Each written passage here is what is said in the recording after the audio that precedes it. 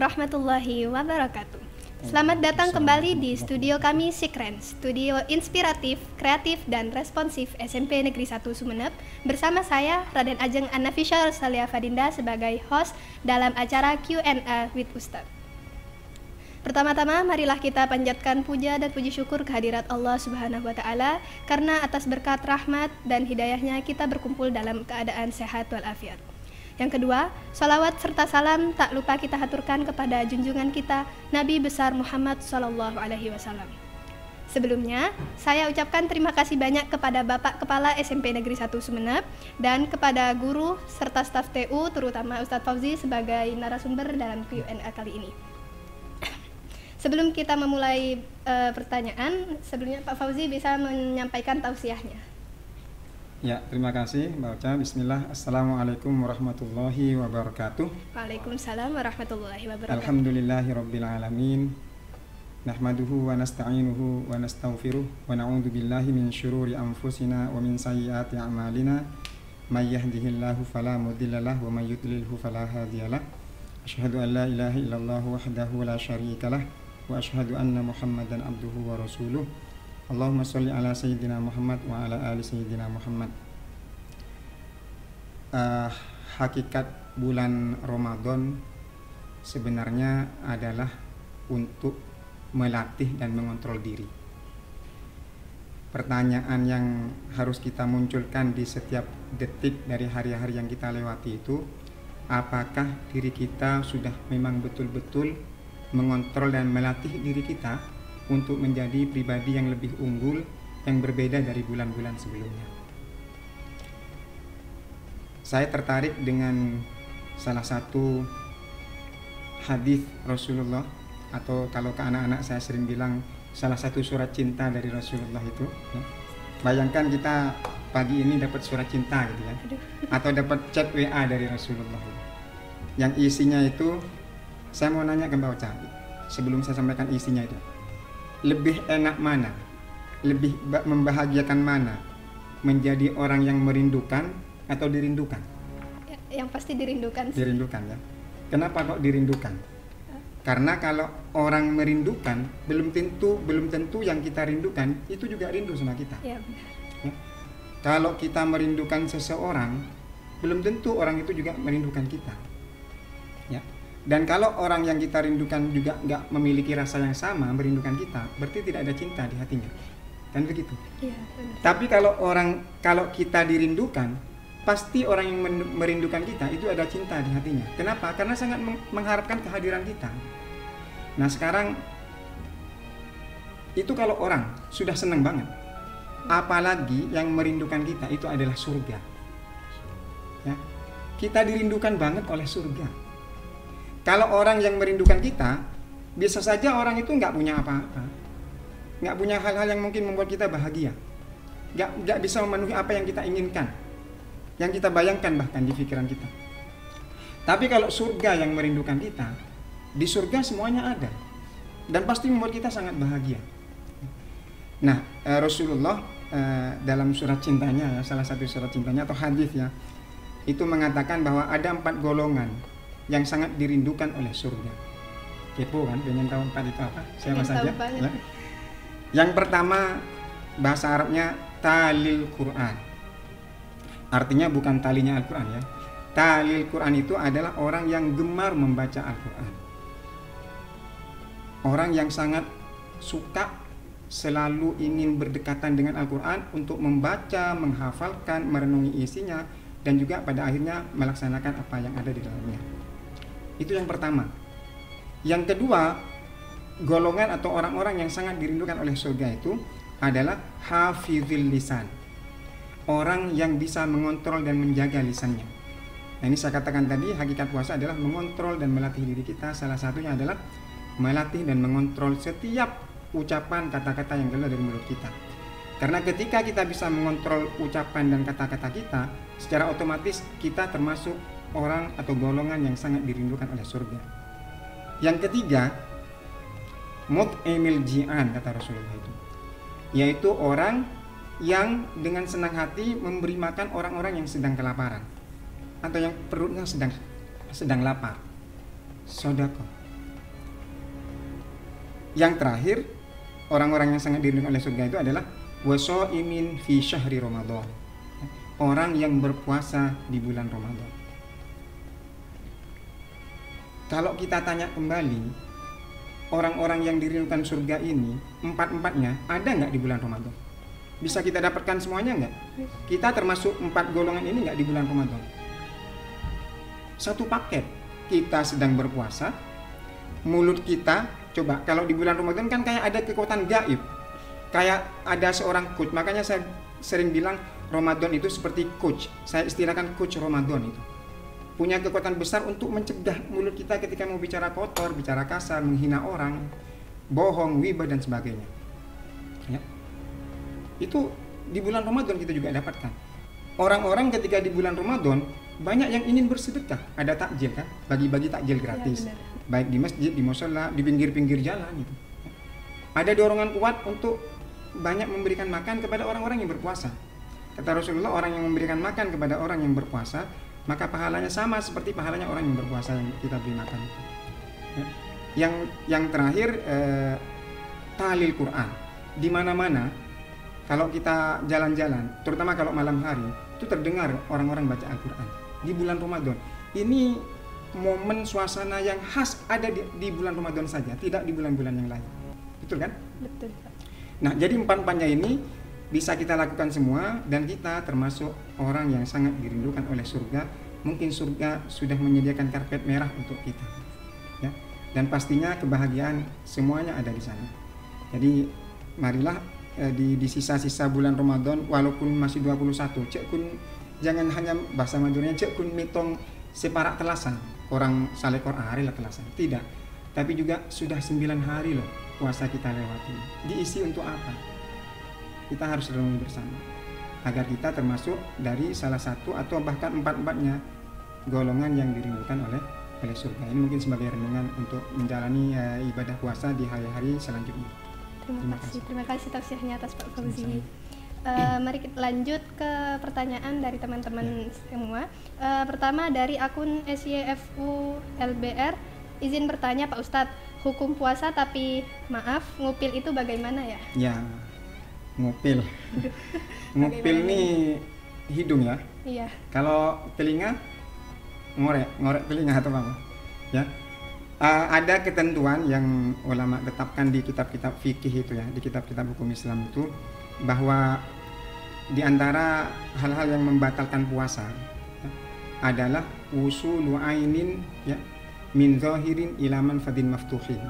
Jadi sampainya sesuatu benda ya dari luar ya, ke organ-organ tubuh yang terbuka atau ke rongga-rongga tubuh yang terbuka. Di antaranya adalah mulut, di antaranya adalah hidung, di antaranya adalah telinga. Nah, cuman ketika membahas sesuatu yang masuk ya, itu sampai mana? Itu ada batasannya.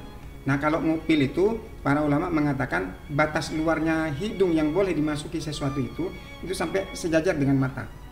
Ya. Nah, jadi kalau orang ngupil cuman di sini saja misalkan ya, mohon maaf ini, itu nggak membatalkan puasa. Tapi kalau sudah tembus sampai ke dalam, kayak apa ya, kayak orang yang gurah itu, atau masuk air sampai ke dalam banget, gitu, melebihi batas yang sejajar dengan mata, itu membatalkan puasa. Tapi kalau hanya sekedar ngupil pakai tangan atau pakai benda, nggak sampai dalam banget, itu nggak membatalkan puasa. Nah, begitu teman-teman. Jadi ngupil itu tidak membatalkan puasa kalau tidak melewati batasnya. Yang kedua, pertanyaan dari SSY, susah banget ini namanya, SSYYALN. Bapak, kalau saat puasa nelan ludah itu nggak apa-apa ya? Bagaimana ini Pak? Menelan ludah bahasa Arabnya ibtila'ur riq ya, atau menelan ludah. Menelan ludah karena ini memang ludah munculnya dari dalam bukan dari luar ya, dan itu sangat susah menjaganya untuk tidak masuk kembali, maka sama ulama juga mengatakan itu tidak membatalkan puasa. Bahkan dengan disengaja juga, misalkan ludahnya dikumpulkan begitu kemudian ditelan, itu juga pendapat kebanyakan para ulama, pendapat yang masyhur itu tidak membatalkan puasa asal ludah itu belum keluar dari mulut kita atau ludahnya orang lain ya. Itu nggak boleh ya. Tapi kalau masih ludah diri kita sendiri ya, itu tidak membatalkan puasa ya. Itu pendapat kebanyakan ulama gitu. Baik. Jadi teman-teman, menelan ludah itu tidak membatalkan puasa. Yang ketiga, ada pertanyaan dari Kebot 7. Pak, kapan waktu imsak menurut Islam?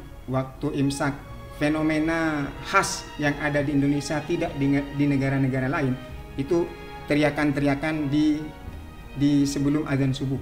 Imsak begitu ya. Dan itu coba ya menurut orang-orang yang pengalaman di luar negeri nggak ada, hanya ada di Indonesia itu. Nah, seakan-akan ketika ada teriakan-teriakan imsak itu orang kemudian dilarang untuk makan minum. Padahal ketentuan di kitab-kitab fikih di ulama itu min tulu'il fajri ila ghurubis syams. Min tulu'il fajri, dari terbitnya fajar atau matahari, atau yang menandakan masuk subuh ya. Cuman kemudian para ulama, khususnya ulama Nusantara yang memiliki rasa sayang banget kepada umat yang ada di Nusantara, di Indonesia ini, itu kemudian berijtihad ya, melakukan kajian hukum, mengumpulkan semua organisasi dengan kemenak juga ya. Akhirnya ada keputusan bahwa imsak itu ditentukan 10 menit sebelum azan subuh. Tapi imsak itu sebenarnya terkait dengan konsep ihtiyat. Dalam ilmu fikih itu ada konsep ihtiyat ya, atau kehati-hatian. Sebenarnya ya itu tadi batasnya setelah azan subuh itu yang nggak boleh makan minum itu. Tapi untuk demi kehati-hatian biar orang tidak mepet banget ke waktu subuh itu dikasih batas waktu 10 menit ya, untuk mungkin menghabiskan makanannya kalau masa di dalam mulut misalkan ya. Jadi ketika ada imsak ada makanan di mulut tidak harus kemudian dimuntahkan atau minum kemudian disemprotkan keluar, tidak ya. Tapi tetap bisa ditelan. Karena sebenarnya yang paling benar itu batas waktu puasa itu dari tulu'il fajr itu. Ya ini kebijaksanaan dari para ulama untuk kehati-hatian umat dalam menjalankan ibadah puasa agar apa? Agar sempurna waktu imsaknya itu, waktu menahan diri dari makan dan minum itu. Jadi itu. Berarti kalau sahur saat imsak itu masih diperbolehkan ya? Masih diperbolehkan, tapi jangan sampai mepet banget kan 10 menit ya. Kalau mungkin masih 5 menit karena mungkin nasinya masih tinggal separuh ya, tapi ya harus cepat ya, jangan sampai ngelek terakhir sudah azan subuh itu yang ditelan itu bisa membatalkan puasa itu. Kalau nelannya pas azan subuh itu. Jadi memang konsep kehati-hatiannya harus betul-betul dijaga dalam masalah imsak. Baik, terima kasih Pak Fauzi. Jadi teman-teman tidak apa-apa asal iya, jangan terlalu mepet dan memang harus direncanakan. Harus direncanakan. Jadi kalau bisa sebisa mungkin memang waktu imsak itu tidak lagi makan dan minum. Tapi kalau misalkan kok kepepet bangun tidur ketimbang nggak minum sama sekali, minum terus ada teriakan imsak itu masih boleh yang dilanjutkan. Terima kasih Pak Fauzi. Lanjut ke pertanyaan selanjutnya dari Bilkis LYNTR dan Naura DPA karena pertanyaannya sama. Bagaimana hukumnya menghirup minyak wangi atau menggunakan inhaler saat puasa? Ya, tadi saya sudah menyampaikan konsep puasa itu ada di kitab Al-Iqna ya, pengarangnya kalau nggak salah Al-Mawardi ya. Disampaikan di sana. Jadi tarkusu li'ainin larihin wala to'min ya. Jadi sampainya benda ya ke rongga-rongga yang ada di tubuh kita, termasuk hidung itu. Inhaler itu kan alat untuk dihirup ya. Dihirup biasanya dipakai untuk orang-orang yang kena asma. Nah, jadi ada ketentuan di situ larihin, bukan aroma, wala to'min dan bukan rasa ya. Yang dari luar dan kemudian masuk itu kan. Dan ini ada batasannya ya. Jadi kalau yang aroma itu tidak sampai membatalkan puasa. Karena itu bukan benda, bukan ainin. Jadi konsepnya di makan minum itu ainin, harus berupa benda. Ya. Kayak tadi ludah ya, cuma tadi ke ludah itu. Ludah itu bisa membatalkan puasa kalau bercampur dengan barang dari luar. Contoh, seorang penjahit misalkan, ya, untuk motong benangnya digigit dan kemudian benangnya berwarna merah dan kemudian luntur bercampur dengan ludahnya ditelan, itu membatalkan puasa. Tapi kalau murni ludah itu tidak membatalkan puasa ya. Contoh lagi nyicipin masakan misalkan ya. Nyicipin masakan terus campur dengan ludah terus ditelan, itu membatalkan puasa ya. Tapi kalau nggak ditelan, nggak sampai masuk ke tengah tenggorokan, nggak melewati tengah tenggorokan, itu nggak membatalkan puasa ya. Jadi, makanya ibu-ibu yang masak nyicipin itu boleh asal jangan ditelan, dikeluarkan lagi, diludahkan gitu. Itu bisa. Nah tadi inhaler itu sama juga karena berupa aroma, tidak berupa barang, tidak berupa benda, maka itu tidak termasuk salah satu dari yang membatalkan puasa. Jadi silakan saja, apalagi itu memang untuk menyembuhkan penyakit ya.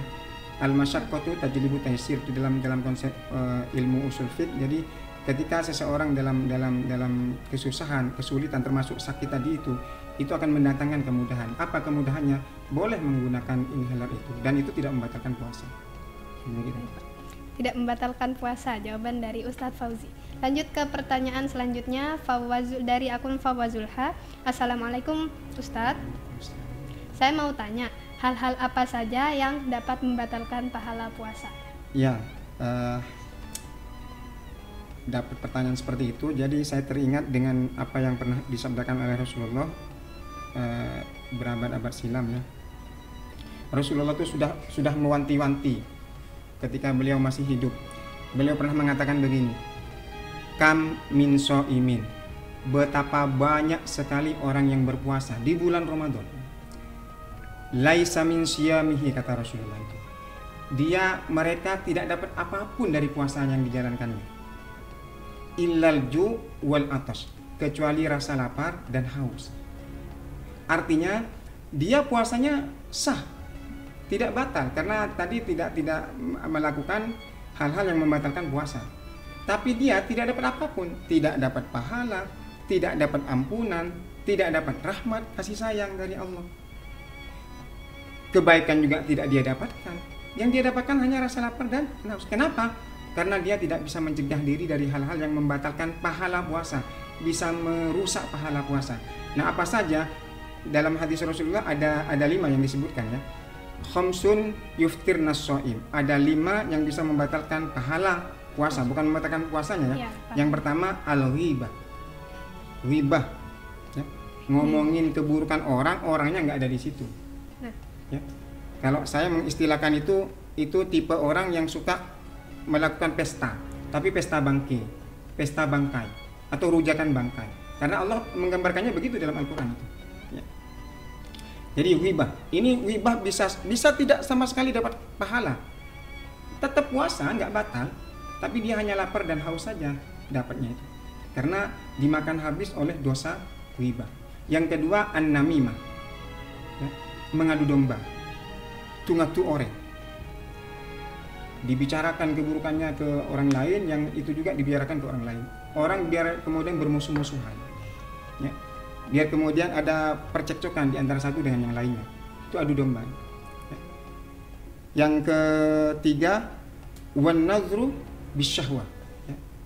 Melihat lawan jenis diikuti dengan syahwat. Nah, itu bisa membatalkan pahala puasa. Ya. Makanya kalau lihat orang ya sesuai kebutuhan saja, jangan terlalu lama gitu. Kenapa? Karena khawatir muncul syahwat, muncul rasa suka, dan itu bisa merusak pahala puasa ya. Ya kalau bisa Ramadan ini jangan sering-sering ngabuburit lah ya. Saya sebenarnya punya istilah, cuman nggak enak dikatakan di sini ya. Bukan ngabuburit bagi saya itu ya. Karena ya apa, cuman jalan-jalan lihat orang-orang di situ ya, lihat nongkrong-nongkrong itu. Mending lihat Al-Qur'an. Begitu kan. Jadi itu yang keempat. Yang kelima terakhir ada wal yaminul kadzibah, sumpah palsu. Banyak bersumpah tapi juga banyak bohongnya ya. Jadi bohong. Nah, termasuk diantara yang membatalkan puasa itu ulama mengatakan semua sifat-sifat tercela, sombong, riya ya, dan hal-hal lain yang tentunya itu bisa merusak kenyamanan kita dan orang lain dalam menjalankan ibadah puasa ya. Itu semuanya membatalkan atau bisa merusak pahala puasa. Jawabannya itu ada 5 dan ini telah dijelaskan oleh Ustadz Fauzi. Lanjut ke pertanyaan terakhir sudah ini Pak. Ya. Nadia Reta 3. Assalamualaikum Bapak. Saya izin bertanya, apakah boleh sesudah azan subuh kita baru melakukan mandi besar? Mandi Bagaimana besar. Pak? Ini mandi besar tuh ya banyak penyebabnya ya. Bisa karena haid ya. Haid suci sebelum subuh, tapi mandinya ditunda setelah subuh ya. Atau bahkan karena kesiangan ya mandinya di siang hari misalkan. Atau mungkin karena penyebab lain ya, yang jelas mandi besar. Itu Rasulullah juga pernah ketika itu Rasulullah junub dan kemudian Rasulullah tidak langsung mandi besar sampai masuk adzan subuh. Itu ada hadisnya ya. Dan itu kemudian menjadi dasar para ulama bahwa mandi ketika subuh atau bahkan setelah subuh ya, karena alasan-alasan untuk mandi besar tadi itu nggak apa-apa dalam kondisi berpuasa, maksudnya dalam kondisi dalam bulan Ramadan ya, itu nggak membatalkan puasa. Jadi misalkan ada orang yang suci haid malam hari karena dingin misalkan ya, dingin atau alasan-alasan lain, sudah sangat ngantuk misalkan, kemudian tidur, mandinya baru setelah masuk subuh atau setelah subuh, itu nggak membatalkan puasa. Jadi nggak berhubungan langsung dengan hal-hal yang membatalkan puasa.